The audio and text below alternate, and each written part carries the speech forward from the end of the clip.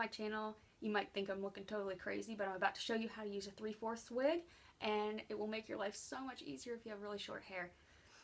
Part of the hassle of really growing out this kind of like short pixie, in between pixie at this point, is there's these horrible puffy stages and things like where it is now, where it's just like, oh, what do I do with it? Okay, so the best thing to do for me is to get a 3/4 wig or a half wig and to wear that instead, because what you're going to do is just basically cover up everything except for your fringe or your bangs, and then everything else is going to be long hair or a bob or whatever you decide to purchase. I have one right here. I dyed my hair to a number 3 and this is a number 2, so they're a little bit off, but I can't dye my hair again probably for a couple weeks, so when that time comes I'll match to my wigs and then everything will look normal. So what you need to know about these is that you have a big comb in the front, like those 90s combs we used to have, and you like push them back like crazy, and then you have 2 on the bottom that are normal hair extension clips.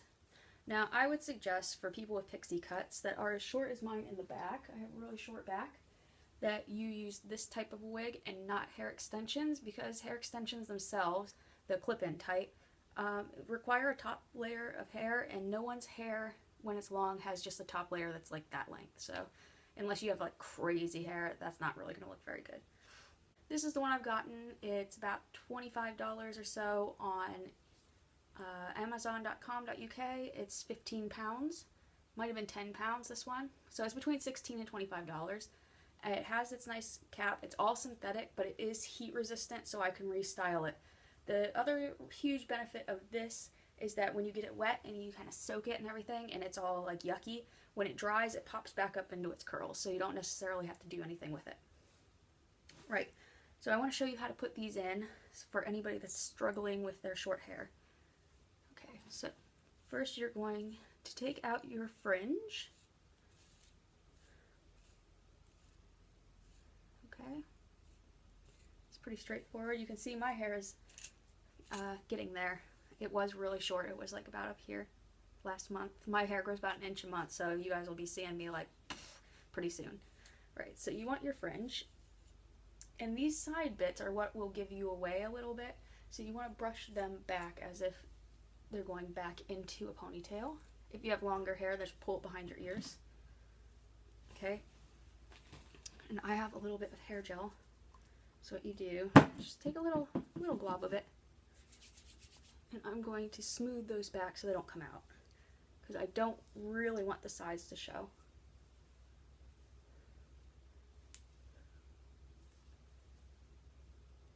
In case you guys don't know, I did darken my eyebrows. They're normally like ash brown. It looks kind of crazy with this dark hair. And then you're going to take a secondary one of these, style your front however you want. I'm just going to make sure it stays this direction because it's not normally styled this way.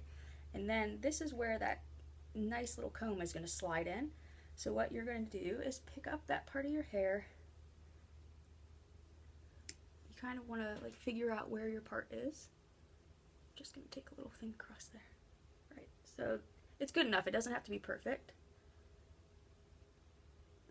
Once you have a part, right, there's my nice part. So that's my fringe in the front, and this is the hair that's going to slide into, and it's going to go backwards.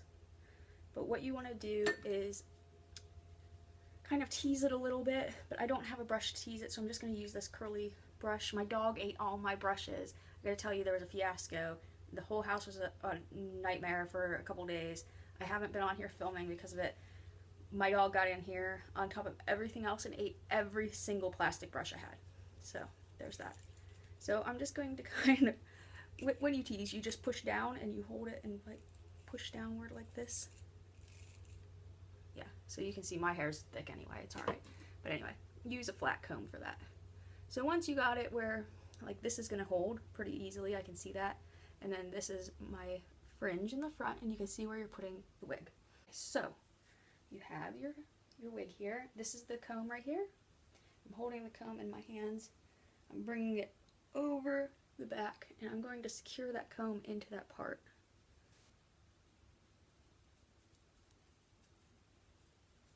Okay, it's in. So then you reach around to the back and you pull it down around your head as far down as you can, and you're going to clip each one of those clips in. Okay, so you see this is all my hair here, and then this is all the wig. It's pretty good already, right? Yeah, it's like pretty straightforward. My hair's a bit of a different color, so you can tell a little bit. Then what you can do, if you have longer hair than me, what you would want to do is just take a couple little bits and make kind of like a secondary part in front of what you already did and brush that into the wig. So you want to kind of go like this. And I shouldn't be doing it with that brush, but it's fine. Until, you know, so this is your natural part in hair then, so people won't see this bit, which is all the wig clamped in. You can do that with both sides, but if you can't do that, you have a couple other options. If you have a long fringe like mine, you can pin it back. I'm sorry I keep saying fringe to all my American friends, but fringe is what we say over here in England. So there we go. Right, so I can do this and give myself a nice like 50s, 90s, 2000s puff. And then that covers up the majority. This is my own hair here. So that covers up everything where that would join my head. So you can't tell, that looks real. You can do a fringe like I had. Get it sorted out here. Whoop.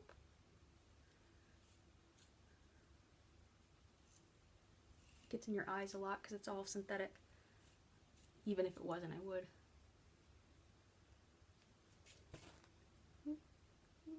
There it is. Okay, so then you can have a fringe instead, or your bangs. You can do your side bang, whatever, it doesn't matter. And then a nice trick is actually your headbands. So you can put your headband right on that join, and then right kind of behind the join. So really the join's in between right here, and you can't see it because of how this is put in. So right there, I've covered up the join. No one's going to be able to tell. I mean, I can't tell, and I'm sitting right here looking at it. The other nice thing is actually this wig has a bit of a skin cap, so if it does part back a little bit, you can't tell. So that's basically how you would put one of these in, that way. And you can also, because of how this is clamped in from here, you can see it's like clamped, you can do some pretty basic hairstyles. You can put it like a low ponytail in, and that will stay and look fine. This is why you got to keep this pushed back here, but it looks like your own hair going back. You could do, if you get one with a lace and skin cap in the back that has a part, you would part your own hair along the same part so you would see your skin. And then and then you would be able to do pigtails, which you can still do now with one like this that doesn't have that if you crisscross it. So you would make the V's like we used to do in like the 2000s, and then you would crisscross it and it would look like you don't have a part because you kind of don't. Yeah, so anyway, what else can we do with this? Yeah, so anyway, because you have a really short hairstyle underneath, it's really the front that you're working with. And if you have a little bit of the side or something, you know, you could have one of these with little layers or whatever. But what you do need to remember is to know what color you've made your hair. My hair is a number 3, but it needs to be a number 2 to match this color exactly. But what I've done is ordered a number 2 in curly, a number 2 in straight, and a number 2 that's a short bob. So what it does is like lets me actually decide if I'm going to like a wedding, do I want to have long hair, do I want to have short hair? And you know, I can have my own hairstyle if I want it, or I can decide that I want this long hair and go out like this too. And because we do a lot of princess parties, this is super beneficial because kids don't want to find out that you're like not the real deal, basically. So if I wanted to do Belle or something and I had really, really short hair, instead of having a policy where I say, no, you can't be Belle because, you know, for whatever reason, you can't wear a wig, or, you know, or they don't want to wear a wig because of this, it looks too fake, whatever, then I can say, okay, here's a half wig because we can cover up the, you know, so-called fakeness of it, and make it look real. Same with lace wigs and all those kind of things with the fronts that look real. But anyway, that's my side tangent. I really like this kind of thing because it's secure to your head. You don't have to worry about styling it.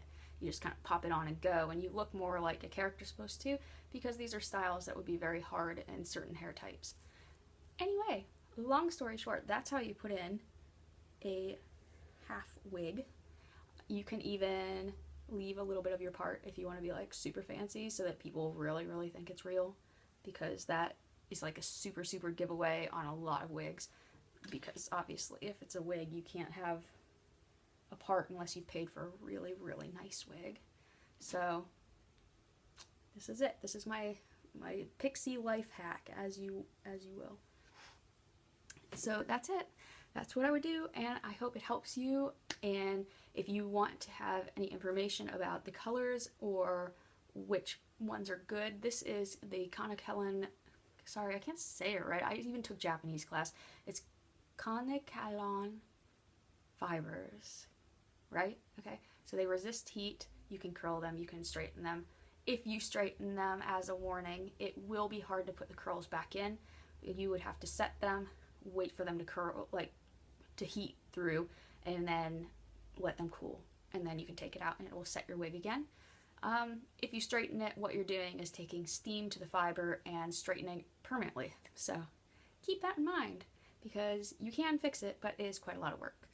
Anyway, I hope this is helpful to you, and you can see I'm quite happy not having a pixie cut for a while. It's not as hot as a wig. It's easier to wear than a wig, because we're so used to wearing ponytails and headbands and all sorts of things like that that it doesn't even feel like anything's on. And you can have your ears out, which is fantastic, because a wig you can't. It's like you're always covering up the sides, and yeah. Anyway, with crappy wigs that I wear. Anyway, this is my update for at least the beginning of this week.